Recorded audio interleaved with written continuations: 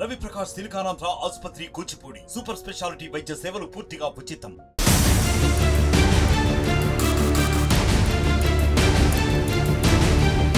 దేశంలో neat paper leakage వ్యవహారం పెనుదుమారం రేపిన సంగతి తెలిసిందే. నీట్ లీకేజీ గురించి బయటకు వచ్చిన వెంటనే జరిగిన యూజీసీ నెట్ పరీక్షల్లో కూడా అక్రమాలు బయటపడ్డాయి. దీంతో నెట్ పరీక్షను కేంద్రం రద్దు చేసింది.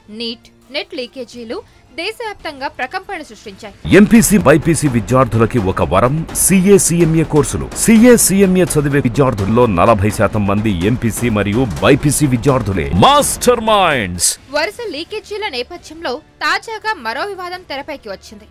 రెండోసారి స్పీకర్ గా ఎన్నికైన ఓం బిర్లా చిన్న కూతురు అంజలి తన మొదటి అటెంప్ట్ లోనే సివిల్స్ ర్యాంక్ సాధించడం హాట్ టాపిక్ గా మారింది. ప్రస్తుతం ఆమె రైల్వే శాఖలో విధులు నిర్వహిస్తోంది. ఓం బిర్లా కూతురు నియామకం పైన సోషల్ మీడియాలో అనుమానాలు వ్యక్తమవుతున్నాయి. అసలు ఈమె సివిల్స్ పరీక్ష రాయలేదని, ఇంటర్వ్యూకు వెళ్లలేదని ఆరోపిస్తున్నారు.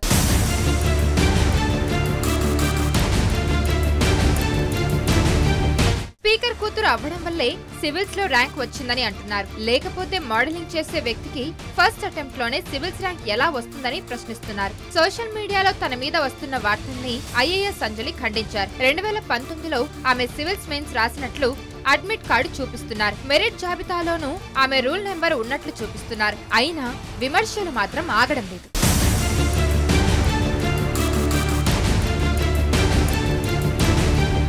మరిన్ని వీడియోస్ కోసం ఛానల్ ని సబ్స్క్రైబ్ చేయండి. లేటెస్ట్ అప్డేట్స్ కోసం వాట్సాప్ ఛానల్ ని ఫాలో చేయండి.